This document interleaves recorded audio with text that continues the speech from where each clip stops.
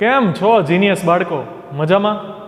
તો આજે પાછા ભેગા થયા છીએ ફિઝિક્સનો એક નવો લેક્ચર લઈને, ચેપ્ટર નંબર 7 ચાક ગતિ માટે. તો ચાક ગતિના લાસ્ટ લેક્ચરમાં આપણે વાત કરી હતી દ્રવ્યમાન કેન્દ્રની, અને દ્રવ્યમાન કેન્દ્રનું સ્થાન આપણે પદાર્થ ઉપર કઈ રીતે મેળવી શકીએ એના સૂત્રની ચર્ચા કરી હતી. છેલ્લે આપણે વાત કરી હતી સંકલન અને વિકલનની. બરોબર, વિકલન એટલે આખા પદાર્થને નાના નાના ભાગમાં વિભાજિત કરવો, અને સંકલન એટલે એ જે જવાબ મળે એ બધા જવાબનો સરવાળો, એટલે કે ભેગા કરવા બધાને. બરોબર, અનિયમિત આકારો માટે આપણે વાત થઈ હતી. તો અનિયમિત આકારની આપણે વાત કરીએ ને, તો અનિયમિત આકાર આપણા સિલેબસમાં છે જ નહીં પહેલાં તો, અને એનું સૂત્ર માત્ર આપ્યું છે જે આપણા ઉપયોગમાં પણ ક્યાંય નહીં આવે, એટલે એમાં બહુ ડિટેલમાં જવાની જરૂર નથી, પણ આપણે સમજી લઈએ. કઈ રીતે? તો કે આપણે વાત કરી હતી કે ધારો કે કોઈ અનિયમિત આકાર હોય આવો, બરોબર, આને આપણે નાના નાના જાણીતા આકારોમાં શું કરશું?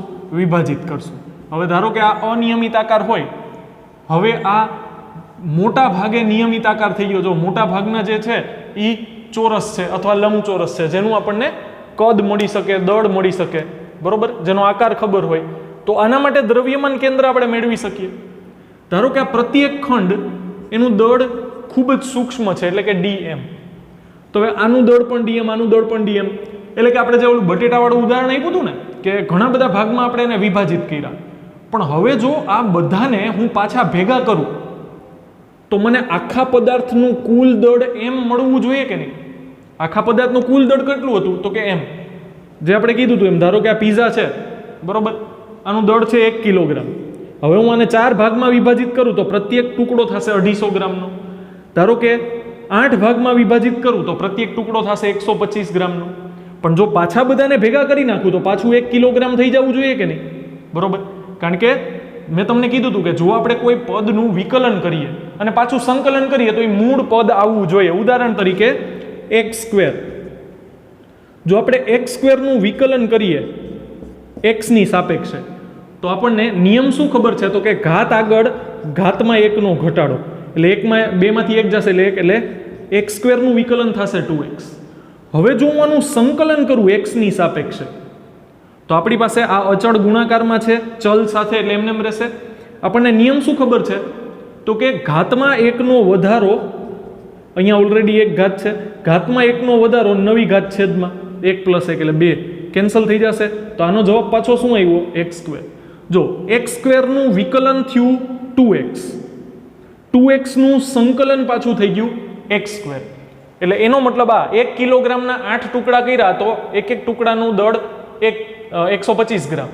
પાછા બધાને ભેગા કરી નાખ્યા તો પાછો જવાબ મૂળ જ આવવો જોઈએ. બરોબર, એમ એ જ રીતે અહીંયા આખો પદાર્થ છે એનું દળ કેપિટલ M છે. હવે જો હું એને dm દળના નાના નાના ટુકડાઓમાં વિભાજિત કરું અને પછી બધાનું સંકલન કરું તો એનો જવાબ મને કુલ દળ જ મળશે ને, કેપિટલ M. શું કામ? કઈ રીતે? અહીંયા એવું ક્યાંથી આવ્યું? તો કે અહીંયા ગુણાકારમાં કાંઈ ન હોય તો 1 તો છે જ કે નહીં? બરોબર, તો 1 નું સંકલન m ની સાપેક્ષે. હવે 1 છે એને તમે કોઈ પણ પદની 0 ઘાત એને તમે 1 લખી શકશો. Anything raise to 0 = 1. હવે કોઈ પણ પદની 0 ઘાત આવે ક્યાંથી? તો કે કોઈ પણ પદની 0 ઘાત છે ને એ અહીંયાથી આવે. તમે અત્યાર સુધી કદાચ ગોખી લીધેલું હશે કે ધારો કે તમે 2 ની 0 ઘાત લખો તો એ થાય 1, 121 ની 0 ઘાત લખો ને તો એ પણ તમે લખતા હતા 1. હવે આવું શું કામે ખબર છે? તમે 2 ની 0 ઘાત છે એને તમે 2 ની 1 - 1 ઘાત લખી શકો કે નહીં? 1 - 1 શું છે? 0. હવે આને તમે 2 ની 1 ઘાત અને 2 ની -1 ઘાત આવું લખી શકો, કારણ કે 2 સરખો તો ઘાતનો સરવાળો 1 - 1 પાછું 0 આવી જશે. હવે અંશમાં જે 2 ની -1 ઘાત છે એને છેદમાં લઈ જાવ તો એ કેવી થઈ જશે? પ્લસ ઘાત થઈ જશે. તો 2 ની 1 ઘાત 2 ની 1 ઘાત કેન્સલ, એટલે જવાબ શું આવશે? 1 આવશે. કોઈની પણ 0 ઘાતનો મતલબ છે ને આવો થાય. ધારો કે અહીંયા હું એમ ધારી લઉં કે 2 ની 25 ઘાત -25 ઘાત, તો આ શું થશે? 2 ની 25 અંશમાં 2 ની 25 છેદમાં કેન્સલ થઈ જશે અને જવાબ આવશે 1. એવું તમે 121 સાથે કરી શકો. કોઈની પણ 0 ઘાત, અહીંયા ધારો કે હું હાથી લખી નાખું ને તો હાથીની 0 ઘાત બરાબર 1 જ થશે, કારણ કે અંશમાં હાથી છેદમાં હાથી, હાથી ઉડી ગયા. બરાબર, એટલે જવાબ આવશે 1. એટલે કોઈ પણ પદની 0 ઘાત બરાબર 1 ની સાબિતી આવી છે. તો અહીંયા ગુણાકારમાં કાંઈ પણ નથી તો તમે 1 લખી શકો. હવે 1 ને હું m ની 0 ઘાત લખી શકું કે નહીં? તો હવે હું શું કરીશ, સંકલનનો નિયમ જ લાગુ પાડીશ. તમે કદાચ આમ ગોખી લીધું હશે કે 1 નું સંકલન ચલની સાપેક્ષે ચલ પોતે થાય. ધારો કે આમ કહેવામાં આવે કે 1 નું x ની સાપેક્ષે સંકલન, તો આનો જવાબ x થાય, આવું કદાચ ગોખી લીધું હશે. પણ એનું આ જ મતલબ થાય, x ની 0 ઘાતનું x ની સાપેક્ષે સંકલન. તો અહીંયા શું થશે તો કે નિયમ શું કહે છે, ઘાતમાં 1 નો વધારો નવી ઘાત છેદમાં. તો 0 + 1 એટલે કે 1 અને છેદમાં 0 + 1 એટલે 1 લખવાની જરૂર નથી. તો અહીંયા 1 નું m ની સાપેક્ષે સંકલન કેટલું થાય, ચલ પોતે એટલે કે m થશે. ધારો કે અહીંયા x હોય તો અહીંયા x થાય. હવે આખા પદાર્થના દળને આપણે કેપિટલ M કીધું છે તો અહીંયા કેપિટલ M લખી શકાય. એનો મતલબ આ વસ્તુ સાચી પડે, આપણે સાબિતી આપી દીધી આની, બરોબર, કે પદાર્થનું કુલ દળ છે એ કેટલું થશે તો કે કેપિટલ M, બરોબર. હવે મેં તમને કીધું એમ કે આપણે જુદા જુદા નાના નાના ભાગોમાં એને વિભાજિત કર્યા. પ્રત્યેક ભાગનું દળ સ્મોલ dm, બરોબર. હવે જો મારે આખા દ્રવ્યમાન કેન્દ્રનો જવાબ મેળવવો હોય તો શું થશે, તમે એને dm પણ કહી શકો, ડેલ્ટા m પણ કહી શકો, નાના નાના ખંડોમાં વિભાજિત કરો, બરોબર. તો શું થશે તો કે આપણે લખતા હતા ડેલ્ટા mi xi, બરોબર. અહીંયા mi xi ની જગ્યાએ હવે નાનકડો ખંડ થઈ ગયો એટલે ડેલ્ટા mi xi છે. તો આગળ શું થશે, સિગ્મા i બરાબર 1 થી n, આવું તો આપણે જોયું હતું, બરોબર. ના છેદમાં શું આવશે તો કે સિગ્મા i બરાબર 1 થી n ડેલ્ટા mi, આવું થશે, બરોબર. હવે આ જો ખૂબ જ સૂક્ષ્મ પદ હોય તો આપણે એનું સંકલન કરવું પડે. તો કે આ હવે આ સિગ્માની નિશાની નીકળી જશે. આ સિમ્પલ સરવાળો છે, આ સંકલન છે. સિમ્પલ સરવાળામાં શું હોય તો કે બધા પદનો તમારે એડ કરતું જવાનું. સંકલનમાં શું થશે, આપણે લાસ્ટ લેક્ચરમાં વાત કરી હતી એમ કે એક વખત જવાબ મળે પછી હજી કદાચ નાના ભાગ પાડવા પડે, બને એટલું શક્ય એટલું આપણે સાચા જવાબની નજીક જઈએ. ડેલ્ટામાં શું થશે, તમને એક્ઝેક્ટ સાચો જવાબ મળશે. સંકલનમાં આપણે સાચા જવાબની શક્ય હોય એટલા નજીક જાશું. તો અહીંયા શું થશે તો કે આ થશે dm અને અહીંયા આવશે x, બરોબર. ના છેદમાં શું આવશે dm, કુલ દળ થશે કે નહીં, બરોબર. તો આ થશે x dm અને છેદમાં આવશે કેપિટલ M. તો આ લખાશે કે 1/m સંકલનમાં x dm. હવે જેવું x માટે છે તો તમને દ્રવ્યમાન કેન્દ્ર x, દ્રવ્યમાન કેન્દ્રના x યામ મળ્યા, એવું જ તમે y માટે લખી શકો 1/m સંકલનમાં y dm. એવું જ તમે z માટે લખી શકો 1/m સંકલનમાં z dm, બરોબર. સરખું જ થશે બધું, ત્રણેય જુદા જુદા યામ છે એટલો જ ફેર છે, બરોબર. અને પછી વાત હતી, આપણે વાત કરી હતી એ કોન્સેપ્ટ આપણે પહેલા જ ચર્ચા કરી લીધી કે જો નિયમિત આકાર હોય તો નિયમિત આકાર માટે આપણે શું કર્યું હતું તો કે નિયમિત આકારનું ભૌમિતિક કેન્દ્ર એ જેનું દ્રવ્યમાન કેન્દ્ર થશે. એની સાબિતીમાં પડવાની કોઈ જરૂર નથી. અને આપણે એમ પણ કીધું હતું કે ઘણી વખત આપણે છે ને દ્રવ્યમાન કેન્દ્રને જ ઉગમ બિંદુ લેશું, બરોબર. પણ એવા કેસ આપણે બહુ આવતા નથી. નીટ જેઈ વાળાઓને ડિટેલમાં આવશે ત્યારે એ લોકો ચર્ચા કરશે, એની ભણશે, બરોબર. આપણે અત્યારે બહુ એમાં ડીપમાં જવાની જરૂર નથી. આપણે ઉદાહરણ સોલ્વ કરશું, દાખલા ગણશું એટલે આપણને આનો કોન્સેપ્ટ વધારે સારી રીતે ક્લિયર થશે, બરોબર. એટલે અનિયમિત આકારમાં અને સંકલનમાં બોર્ડવાળાએ આપણે જવાની જરૂર નથી, બરોબર. નીટ ને જેઈમાં આવશે ત્યારે એ લોકો ડિટેલમાં ભણશે સંકલન વિકલન, બરોબર. આપણે બહુ ટેન્શન લેવાની જરૂર નથી. તો આગળ વધશું. મેં તમને કીધું એમ કે આપણે જો દાખલા ગણશું તો આપણને વધારે કોન્સેપ્ટ ક્લિયર થશે. તો આપણે ઉદાહરણ નંબર 7.1 થી શરૂઆત કરીએ. 7.1 માં એવું કીધું છે કે એક સમભુજ ત્રિકોણના શિરોબિંદુ પર રહેલ 3 કણોના બનેલા તંત્રના દ્રવ્યમાન કેન્દ્ર શોધો. આ કણોના દ્રવ્યમાન અનુક્રમે 100 ગ્રામ, 150 ગ્રામ અને 200 ગ્રામ છે. તો સમભુજ ત્રિકોણની દરેક બાજુ 0.5 મીટર લાંબી લ્યો.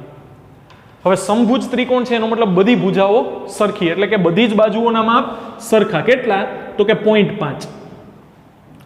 હવે આમાં આપણી પાસે 3 કણ છે. 100 ગ્રામનો કણ છે, પછી 200 ગ્રામનો કણ છે અને એક છે 150 ગ્રામનો કણ, બરોબર. તો અહીંયા આપણે કોઈ પણ કણને કોઈ પણ રીતે ગોઠવી શકીએ. 200 ગ્રામ અહીંયા ઉગમ બિંદુએ લઈ શકો, 100 ગ્રામ લઈ શકો, 150 ગ્રામ લઈ શકો, બરોબર. એ પ્રમાણે ત્રિકોણ બદલાશે. રકમમાં આપણને ક્યાંય ચોખવટ નથી કરી. 3 કોણ છે, સમભુજ ત્રિકોણના શિરોબિંદુ છે એટલું જ કીધું છે. પણ જો તમે અલગ રીતે ગણશો દાખલો તો દ્રવ્યમાન કેન્દ્રના યામ અલગ આવશે. સાચા જ હશે એ પણ એની ગોઠવણ અલગ હશે એટલે જવાબ અલગ આવશે. એટલા માટે થઈને આપણે ટેક્સ્ટબુકમાં જે રીતે સોલ્યુશન આપ્યું છે ને એ જ રીતે આપણે ગોઠવણી કરીએ છીએ, બરોબર. તમને એવો પ્રશ્ન થઈ શકે કે સર 150 ગ્રામ અહીંયા શું કામે નહીં, તો એ પણ લઈ શકાય, એમ પણ દાખલો ગણી શકાય. તો દ્રવ્યમાન કેન્દ્ર એ પ્રમાણે શિફ્ટ થશે, બરોબર. આપણે વાત કરી હતી ને કે સ્કેલ હોય, બરોબર. ધારો કે આ સ્કેલ છે, તો અહીંયા હું આ સ્કેલ હોય અને સમાંગ હોય તો એનું મધ્ય બિંદુ છે એટલે કે ભૌમિતિક કેન્દ્ર છે એ દ્રવ્યમાન કેન્દ્ર થાય. પણ જો હું અહીંયા ડસ્ટર મૂકતો હતો તો દ્રવ્યમાન કેન્દ્ર આ બાજુ શિફ્ટ થતું હતું.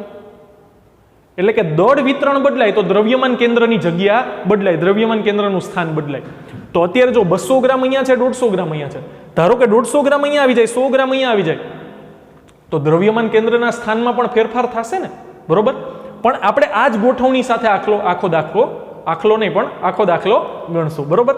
આખલાને નથી ગણવું આપણે. તો અહીંયા આપણે શું કર્યું છે તો કે 100 ગ્રામને આપણે ઉગમ બિંદુ પર મૂક્યા છે, તો એના યામ શું થશે? 0 0. હવે આ સમભુજ ત્રિકોણની એક બાજુ x અક્ષ ઉપર રહે એવી રીતની ગોઠવણી છે. એનો મતલબ આપણને શું કીધું છે? બાજુનું માપ છે 0.5 મીટર. તો આ 0 હોય તો એનાથી 0.5 મીટર અંતરે બીજો કોણ આવશે જે હશે શિરોબિંદુ ત્રિકોણનું. તો એના યામ શું થશે? x અક્ષ ઉપર 0.5 અને y માં 0, કારણ કે આ બાજુ છે એ x અક્ષ ઉપર ગોઠવાયેલી છે. હવે ત્રીજું કોણ છે એ આ બાજુ ક્યાંક હશે જે 200 ગ્રામ વાળું હશે. તો આ સમભુજ ત્રિકોણ હોય તો આપણને આટલી તો વસ્તુ ખબર જ છે કે આ કન્ફર્મ આ બેનું મધ્ય બિંદુ હશે, જેને આપણે લંબ દ્વિભાજક કહીએ છીએ આ રેખાને, તો કે લંબ દ્વિભાજક પર જ હશે. તો અહીંયા આ ટોટલ 0.5 છે, તો આ એનું અડધું કેટલું થાય? 0.25 અને y માં 0. અને એની જ સીધમાં ઉપર ત્રીજો શિરોબિંદુ હશે એટલે કે એના x યામ તો ફિક્સ થઈ ગયા 0.25, પણ y યામ આ ઊંચાઈ કેટલી છે ને એ મને ખબર નથી. હવે છે સમભુજ ત્રિકોણ, સમબાજુ ત્રિકોણ, એનો મતલબ આ 60 હશે, આ પણ 60 હશે, આ પણ 60 હશે, ત્રણેય ખૂણા કેવા હશે? 60 ડિગ્રીના સરખા, બરોબર. તો આ કેટલી ઊંચાઈ છે ને એનો મતલબ આ બિંદુના યામ કેટલા છે ને એ મેળવવા માટે મારે શું કરવું પડે? તો કે આ કાટકોણ ત્રિકોણને ધ્યાનમાં લેવું પડે. આ કાટકોણ ત્રિકોણ જેમાં આ ખૂણો કેટલો છે? તો કે 60 ડિગ્રી. આ સમબાજુ ત્રિકોણની બાજુ છે એનો મતલબ આ 0.5, તો આ પણ 0.5 અને આ પણ 0.5, તો આ 0.5 લંબાઈ. સામેની બાજુ છે ખૂણાની એની ઊંચાઈ આપણે y લઈએ, બરોબર, લંબાઈ. તો અહીંયા જો હું સાઇન વિધેય લગાડું તો sin 60 બરાબર થશે સામેની બાજુ છેદમાં કર્ણ. સામેની બાજુ છે y, કર્ણ છે 0.5. તો જો હું y ના સૂત્રનો કરતા બનાવું તો 0.5 ગુણાય sin 60 સાથે, તો 0.5 ગુણ્યા sin 60. 0.5 ને તમે 1/2 લખી શકો, sin 60 થશે √3/2, તો આ થશે √3/4 y, બરોબર. બધા જ એકમ, બધા જ યામ અહીંયા મીટરમાં મળશે. તો આ √3/4 એ તમને મળ્યા y યામ. કોના? તો કે 200 ગ્રામ વાળા કોણના. તો હવે તમે જોઈ શકો છો એમ કે આપણી પાસે 100 ગ્રામ દળ છે, એના યામ પણ છે, 200 ગ્રામ દળ છે, યામ પણ મળી ગયા. હવે 150 ગ્રામ દળ છે અને યામ પણ છે. તો બધાના દળ અને યામ મળી ગયા તો એને આપણે સર્વમાનિત સર્વજ્ઞાનિત જે સૂત્ર છે આપણી પાસે, બરોબર, દ્રવ્યમાન કેન્દ્રના x યામ મેળવવાનું, એમાં મૂકી દઈએ તો કે m1x1 + m2x2 + m3x3 / m1 + m2 + m3. હવે m1 પેલો કોણ આપણે કોને કીધું? તો કે 100 ગ્રામને, એના ગુણાકારમાં એના x યામ એટલે કે 0. બીજો કોણ આપણે કીધું? બીજો ક્રમ આપણે 200 ગ્રામને કીધું, એના x યામ કેટલા છે? તો કે 0.25, તો કે 200 ગુણ્યા 0.25 વત્તા ત્રીજો કોણ છે 150, એના x યામ 0.5, તો કે 150 ગુણ્યા 0.5. છેદમાં ત્રણેયના દળનો સરવાળો 100 + 200 + 150 એટલે છેદમાં આવશે 450. આ 100 ગુણ્યા 0 એટલે 0 થશે. 200 ગુણ્યા 0.25 એટલે 1/4 એટલે 200 ભાગ્યા 4 50 વત્તા 150 ગુણ્યા 0.5 એટલે 1/2 એટલે 150 ના અડધા 75. તો આ થશે 50 + 75 છેદમાં 450, 125 ના છેદમાં 450. જવાબ આવશે એનો 5 ના છેદમાં 18, જે આપણો થશે x યામ. જે આપણો શું થશે? x યામ થશે. કોનો? દ્રવ્યમાન કેન્દ્રનો. અહીંયા ક્યાંક આવતું હશે. હવે સેમ એ જ રીતે આપણે વાયયામ પણ મેળવશું. y બરાબર થશે m1y1 plus m2y2 plus m3y3 છેદમાં m1 plus m2 plus m3. હવે પેલું કોણ છે એનું દળ કેટલું છે તો કે 100, એના વાયયામ કેટલા છે તો કે 0, 100 ગુણ્યા 0, વત્તા બીજો કોણ કેટલો છે તો કે 200 ગ્રામ, એના વાયયામ કેટલા છે તો કે √3/4, વત્તા ત્રીજો કોણ છે 150, એના વાયયામ છે 0 તો ગુણાકારમાં 0, છેદમાં 100 વત્તા 200 વત્તા 150 એટલે 450, એ તો ફિક્સ જ રહેશે. આ 0 આ પણ 0, બરોબર. તો આ થશે 200 ના છેદમાં 4 એટલે 50, √3 એઝ ઇટ ઇઝ ને છેદમાં 450 એઝ ઇટ ઇઝ, બરોબર. 0 0 કટ થશે, 45 ના છેદમાં 5 એટલે 9, એટલે આ થશે √3/9. આ અંશને છેદનો છેદ લઈ શકાય ને, બરોબર. એટલે 45 ના છેદમાં 5 9 એટલે √3 ના છેદમાં 9. હવે √3 છે એને એમને એમ રહેવા દઈએ. 9 ને તમે 3 ગુણ્યા 3 લખી શકો, 9 ને તમે 3 ગુણ્યા 3 લખી શકો, અને 3 ને તમે √3 into √3 લખી શકો કે નહીં? જો આ શું થશે, √3 into √3 એટલે 3, 3 into 3 એટલે 9, તો જવાબ આવી જશે પાછો √3/9. પણ અહીંયા √3 કેન્સલ કરો તો વધશે શું, 1 ના છેદમાં 3√3, બરોબર, જે આપણો જવાબ થશે. જે તમને મળ્યા તમારા દ્રવ્યમાન કેન્દ્રના વાયયામ, બરોબર. પેલા એક્સયામ મેળવા પછી વાયયામ મેળવા. એટલે જો કોઈ તમને એમ કહે કે દ્રવ્યમાન કેન્દ્રનું સ્થાન આપો તો એ થશે 5 ના છેદમાં 18 અને 1 ના છેદમાં 3√3 મીટર, બરોબર. બધા જ માપ આપણે લંબાઈના મીટરમાં લીધા છે, તો ફાઇનલ જે જવાબ આવશે એ પણ શેમાં આવશે, મીટરમાં આવશે, બરોબર. એટલે સિમ્પલ ગણતરી જ છે. એક વખત તમે યામ મેળવી લ્યો ને પછી તો આ મેથ્સનો જ દાખલો છે, ગણતરી કેલ્ક્યુલેશન જ કરવાની છે. આ સૂત્ર જે આપણને ખબર પડ્યું છે એમાં કિંમત મૂકવાની છે, બરોબર. એકદમ નાના બાળકો સોલ્વ કરી શકે એવું. તો એકદમ સિમ્પલ દાખલો હતો, આપણે ખાલી યામ મેળવી લીધા એટલે આપણને જવાબ મળી ગયો, બરોબર. આ ગોઠવણી આપણે કમ્પ્લીટલી ટેક્સ્ટબુક ઉપર આધારિત જ કરી છે. ગોઠવણી અલગ કરશો તો જવાબ પણ અલગ મળશે, બરોબર. જો મજા આવે તો 200 ગ્રામને અહીંયા ઉગમ બિંદુએ લઈ જુઓ, 100 ગ્રામને અહીંયા લઈ જુઓ, 150 ગ્રામને અહીંયા લઈ જુઓ, પછી ગણતરી કરી જુઓ અને સરખાવી જુઓ કે જવાબ સરખો આવે છે કે નહીં આવે, બરોબર. તો આ હતો આપણો ઉદાહરણ 7.1. એના પછી નાનકડું નાજુકડું છે ઉદાહરણ નંબર 7.2, બરોબર. એ જોઈ બતાવીએ. તો 7.2 માં તમને એવું કીધું છે કે ત્રિકોણાકાર તક્તીનું દ્રવ્યમાન કેન્દ્ર શોધો. હવે આપણી પાસે ત્રિકોણાકાર તક્તી છે આવી કંઈક. હવે આ સમબાજુ ત્રિકોણ છે કે એવી કાંઈ ચોખવટ કરી નથી, બરોબર. ટેક્સ્ટબુકમાં નામ છે એ પ્રમાણે જ આપણે નામ આપ્યા, L, M અને N, બરોબર. હવે અહીંયા તમે શું કરો તો કે અહીંયા આપણે શું કીધું હતું તો કે નાના નાના ભાગોમાં એને વિભાજિત કરી. તો અહીંયા હું શું કરું છું એ જ રીતે એને નાની નાની તક્તીઓમાં વિભાજિત થયેલું છે ને એવું વિચારી નાના નાના ભાગોમાં આપણે એને વિભાજિત કરી નાખ્યું. તો હવે થશે શું ખબર છે, આ નાનકડા એવા ખંડનું દ્રવ્યમાન કેન્દ્ર કંઈક હશે, પછી અહીંયા પણ નાનકડા એવા ખંડનું દ્રવ્યમાન કેન્દ્ર હશે, અહીંયા પણ એ રીતે, અહીંયા પણ એ રીતે, બરોબર. તો આ રીતે તમને બધા જ ભાગોનું દ્રવ્યમાન કેન્દ્ર મળશે. પણ આપણે તો આખા પદાર્થનું એક નિશ્ચિત દ્રવ્યમાન કેન્દ્ર જોઈએ છે ને, બરોબર. તો મેથ્સમાં આપણે શું કરતા હતા તમને યાદ હોય તો કે આ ત્રિકોણનું ભૌમિતિક કેન્દ્ર મેળવવા માટે આપણે પ્રત્યેક શિરોબિંદુમાંથી એની સામેની બાજુ ઉપર છે ને લંબ દ્વિભાજક દોરતા હતા, તમને યાદ હોય તો, બરોબર. તો L ની સામે છે એને આપણે નામ આપીએ P, M ની સામે છે એને નામ આપીએ આપણે Q, અને N ની સામે છે એને નામ આપીએ આપણે R. તો આ ત્રણેયનું જે છેદ બિંદુ છે ને, બરોબર, એ થશે આપણું ભૌમિતિક કેન્દ્ર. અને આ કિસ્સામાં જો નિયમિત દળ વિતરણ હોય, આકાર નિયમિત હોય તો એ જ એનું થશે દ્રવ્યમાન કેન્દ્ર પણ. એટલે તમારે શું કરવાનું, ત્રણેય શિરોબિંદુઓમાંથી સામેની બાજુ ઉપર શું દોરવાના, લંબ દ્વિભાજક દોરવાના, અને આ ત્રણેય લંબ દ્વિભાજક એક કોમન બિંદુએ છેદશે, એ થશે આપણું ભૌમિતિક કેન્દ્ર અને એ જ થશે આપણું દ્રવ્યમાન કેન્દ્ર. ટપા પડતા હે. તો દ્રવ્યમાન કેન્દ્ર પણ આ જે લંબ દ્વિભાજક તમે દોર્યો ને, તો પ્રત્યેક ખંડનું દ્રવ્યમાન કેન્દ્ર એ લંબ દ્વિભાજક ઉપર જ આવશે, દળ વિતરણ અને આકાર નિયમિત હોય તો, બરોબર. તો આ પ્યોર થિયોરિટિકલ છે, આ પૂછાશે નહીં, બરોબર, પણ આપણા સમજવા માટે છે કે આપણે નાના નાના ભાગોમાં કઈ રીતે વિભાજિત કરી શકીએ. હવે ધારો કે હું તમને આવો આકાર આપું અને હું તમને એમ કહું કે આનું દ્રવ્યમાન કેન્દ્ર મેળવું, તો આવો કોઈ નિયમિત આકાર આપણી પાસે છે નહીં. પણ તમે શું કરી શકો તો કે આ મોટા ભાગને તમે 3 જ નાના ભાગમાં વિભાજિત કરો. ઓલામાં અસંખ્ય જે આપણે ખંડ પાડતા હતા એવું નથી કરવું. હવે અહીંયા શું થશે? આ એક નિયમિત આકાર થઈ ગયો કાટકોણ ત્રિકોણ. આનું કંઈક દ્રવ્યમાન કેન્દ્ર હશે. આ પણ એક નિયમિત કાટકોણ ત્રિકોણ થઈ ગયો, એનું પણ કંઈક દ્રવ્યમાન કેન્દ્ર હશે. અને આ તો લંબચોરસ થઈ ગયું, એનું પણ કંઈક દ્રવ્યમાન કેન્દ્ર હશે. તો હવે ધારો કે પેલા આ હતું 100 ગ્રામ, એમાંથી આ તમને મળ્યું 10 ગ્રામ, આ મળ્યું 10 ગ્રામ અને આ મળ્યું 80 ગ્રામ. બરોબર? આના દ્રવ્યમાન કેન્દ્ર x1 y1, આનું x2 y2, આના x3 y3. તો પાછું આ જ સૂત્ર લગાડી શકો કે નહીં તમે? ત્રણેયના દળ મળી ગયા, ત્રણેયના x અને y યામ મળી ગયા દ્રવ્યમાન કેન્દ્રના, તો તમને જવાબ મળી શકે. બરોબર? એ જ રીતે આના પછીનો દાખલો છે આપણી પાસે.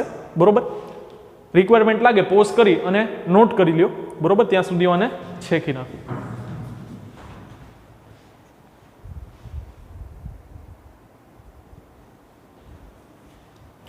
ચાલો જીનિયસ બાળકો, એના પછી આપણી પાસે રકમ છે કંઈક આવી 7.3 ઉદાહરણ કે આકૃતિમાં બતાવ્યા પ્રમાણેના પરિમાણોવાળી એક સમાંગ એલ આકારની લેમિના પાતળી સપાટ તક્તીનું દ્રવ્યમાન કેન્દ્ર શોધો. આ તક્તીનું દળ 3 કિલોગ્રામ છે. હવે એલ આકાર આપણને કીધો છે. એલ આકાર જાણીતો છે ભાઈ? તો કે ના, જાણીતો નથી. આનું ભૌમિતિક કેન્દ્ર આપણને ડાયરેક્ટ મળી શકે નહીં. બરોબર? તો આપણે શું કરીએ? આને વિભાજિત કરવાની ટ્રાય કરીએ. ધારો કે હું આને 2 ભાગમાં વિભાજિત કરું, તો આ એક ભાગ અને આ એક ભાગ જાણીતા ભાગ છે? તો કે ના, એ પણ જાણીતા ભાગ નથી. એટલે એનું ભૌમિતિક કેન્દ્ર પણ ડાયરેક્ટ મળી શકે નહીં. તો આને 2 ભાગમાં નહીં પણ 3 ભાગમાં વિભાજિત કરી દઉં. બરોબર? હવે 3 ભાગમાં વિભાજિત કરું તો જુઓ શું થશે. આ 3 ચોરસ બની ગયા કે નહીં? એક એલ ને મેં 3 ભાગમાં વિભાજિત કર્યા ને તો 3 ચોરસ બની ગયા. હવે અહીંયા તમને શું કીધું છે? કુલ દળ કેટલું છે? તો કે 3 કિલોગ્રામ. હવે તક્તી સમાંગ હોય અને એના હું 3 સરખા ટુકડા કરું તો મને 3 ટુકડા 1-1 કિલોગ્રામના મળશે કે નહીં? અને એનું દ્રવ્યમાન કેન્દ્ર ક્યાં હશે? તો કે આ તો હવે નિયમિત આકાર છે, તો કે એના ભૌમિતિક કેન્દ્ર ઉપર.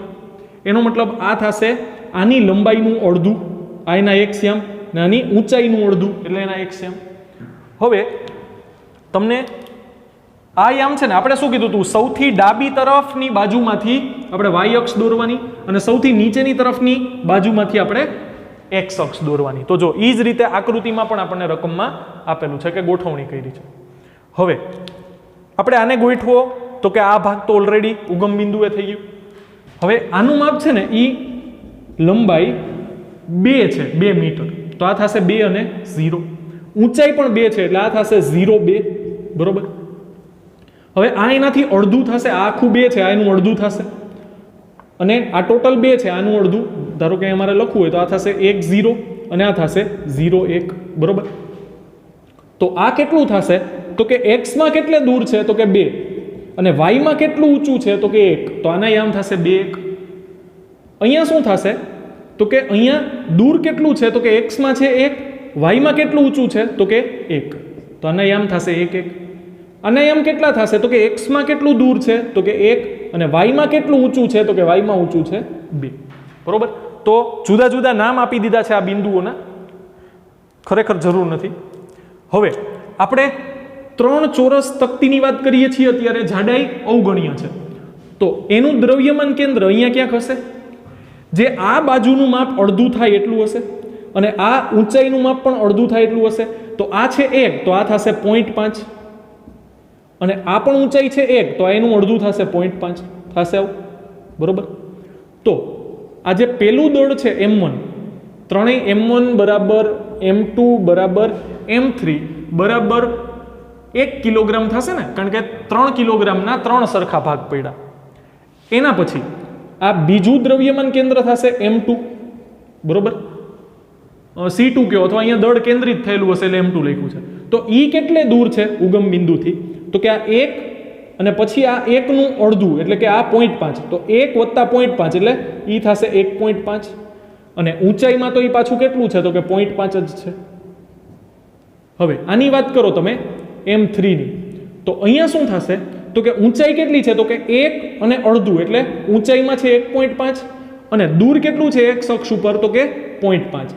તો જો તમને ત્રણેયના દળ મળી ગયા અને ત્રણેયના એક્સ અને વાય યામ મળી ગયા. તો બસ હવે તો આપણી પાસે સૂત્ર છે, કિંમત મૂકી દેશું એટલે જવાબ આવી જશે. એકદમ પી કેટેગરીનો દાખલો.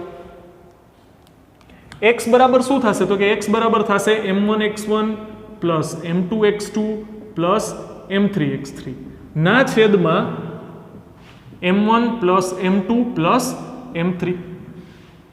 હવે m1 તો કે પહેલો ભાગ છે એનું દળ તો કે 1 કિલોગ્રામ, એના એક્સિયામ એટલે 0.5 ને આપણે 1/2 લખીએ છીએ, વત્તા m2 બીજાનું દળ પણ 1 કિલોગ્રામ, એના એક્સિયામ થશે 1.5 એટલે 3/2, વત્તા ત્રીજાનું દળ પણ 1 અને એના એક્સિયામ કેટલા થશે? તો કે એના એક્સિયામ જો અહીંયા લોચાય ઉલ્ફત છે, બરોબર. પહેલા આપણે એક્સ યામ લખવા પડે. એક્સ યામ છે 0.5 અને વાય યામ છે 1.5, બરોબર. તો એના એક્સ યામ કેટલા થશે? તો કે 0.5 એટલે કે 1/2. દળમાં તો શું થશે? તો કે m1 plus m2 plus m3 ત્રણેય સરખા જ છે. તો આ કેટલા થશે? 1/2 પ્લસ 3/2 પ્લસ 1/2 ના છેદમાં 3. એટલે લસા લેશું તો આ થશે 2 તો કોમન જ છે બધાના છેદમાં, 1 વત્તા 3 વત્તા 1 એટલે 5, 5 ના છેદમાં 2 આખાના છેદમાં 3 એટલે આ થશે 5 ના છેદમાં 6 મીટર, બરોબર. આ તમને કયા યામ મળ્યા? એક્સ યામ મળ્યા. એનો મતલબ એક્સ યામ દ્રવ્યમાન કેન્દ્રના અહીંયા ક્યાંક હશે. હમણાં આ ચેકી અને બતાડું તમને દ્રવ્યમાન કેન્દ્ર ક્યાં હશે. આવું તમે y માટે કરી શકો, બરોબર. m1y1 plus m2y2 plus m3y3 ના છેદમાં m1 plus m2 plus m3. સૂત્ર નથી લખતો, તો કિંમત મૂકીએ તો પેલાનું દળ 1, પેલાના y યામ 0.5 એટલે કે 1/2, m2 1 કિલોગ્રામ, એના y યામ તો કે 0.5, ત્રીજું તો કે 1 કિલોગ્રામ, એના y યામ તો કે 1.5. તો સેમ ઉપર જેવી જ ગણતરી થશે. જુઓ તમે 1/2, 1/2 ને 3/2, 1.5 એટલે 3/2. તો સેમ પાછી એ જ ગણતરી થશે અને જવાબ તમને મળશે 5/6 મીટર, બરોબર. આ થશે y યામ. તો તમને x યામ પણ મળ્યા 5/6 મીટર અને y યામ પણ મળ્યા 5/6 મીટર. આ તમારા થશે દ્રવ્યમાન કેન્દ્રના x y યામ, બરોબર. કોની સાપેક્ષે? તો કે ઉગમ બિંદુની સાપેક્ષે. જે આપણે કોને કીધું છે? તો કે આખા પદાર્થમાં સૌથી ડાબી તરફ અને સૌથી નીચેની તરફ આપણે બે અક્ષ દોરીએ અને ઈ જ્યાં છેદે એને આપણે ઉગમ બિંદુ કહીએ, જેથી કરીને આખો પદાર્થ ક્યાં આવી ગયો? પહેલા ચરણમાં, અને બધા યામ આવી ગયા ધન. ટપા પડતા એકદમ સિમ્પલ દાખલો છે. જો મારે અહીંયા દર્શાવવું હોય તો આ બિંદુ કયું છે? 1 1. 5/6 કરશો તો તમને જવાબ 1 કરતા ઓછો મળશે. તો ઈ દ્રવ્યમાન કેન્દ્ર છે ને, એ દ્રવ્યમાન કેન્દ્ર તમને અહીંયા ક્યાંક મળશે, cm, બરોબર. જેના યામ શું હશે? તો કે 5/6, 5/6. કારણ કે આપણે પહેલા જ કીધું હતું દ્રવ્યમાન કેન્દ્ર કોઈ દિવસ પદાર્થની બહાર હશે નહીં, પદાર્થની ઉપર જ હશે, જ્યાં મટીરિયલ રહેલું હશે ત્યાં, બરોબર. તો એકદમ સિમ્પલ ગણતરી છે 7.3 ની. અને દ્રવ્યમાન કેન્દ્ર મેળવવાની જે પદ્ધતિ છે એ આપણી અહીંયા દાખલા સહિત પૂરી થાય છે, બરોબર. હવે છે દ્રવ્યમાન કેન્દ્રની ગતિ, એની સાથે સંકળાયેલો ટોપિક જે આપણે નેક્સ્ટ લેક્ચરમાં સ્ટડી કરવાનો છે. તો એક વખત ધ્યાનથી ગણતરી પણ ચેક કરી લ્યો, કોન્સેપ્ટ પણ સમજી લ્યો, બરોબર. કંઈ પણ ના સમજાય તો મને કોલ કરો, મેસેજ કરો, બરોબર. અને એક્ઝામ માટે પ્રિપેર કરો. એક્ઝામ માટે ખાસ ધ્યાન રાખજો, પેપર તમારે પ્રામાણિકતાથી ભરવાનું છે. જે આપેલો સમય છે એ આપેલા સમયમાં જ ભરવાનું છે, બરોબર. MCQમાં ખાસ ધ્યાન રાખજો, ઓપ્શન ટીક કરવામાં ઉતાવળ ન કરતા, બરોબર. બધા ઓપ્શન એક સરખા ઓપ્શન હોઈ શકે, ઓપ્શન ધ્યાનથી વાંચી અને પછી ટીક કરજો. દાખલામાં આપણે જે રાઉન્ડ કરાવેલા જેટલા પણ દાખલા છે એમાંથી જ દાખલા હશે, બરોબર. અને ખાસ કરીને બહુ નિરાતે પેપર ભરજો, અને કાંઈ પણ ડાઉટ હોય કોલ કરજો, મેસેજ કરજો, બરોબર. ચાલુ પેપરે નહીં, પણ એ પહેલાં કાંઈ પણ તૈયારી કરતા હોય અને ડાઉટ ક્રિએટ થાય, બરોબર, તો કોલ મેસેજ કરજો, બરોબર. મળીએ નેક્સ્ટ લેક્ચરમાં. ત્યાં સુધી keep preparing. All the very best. Thank you very much.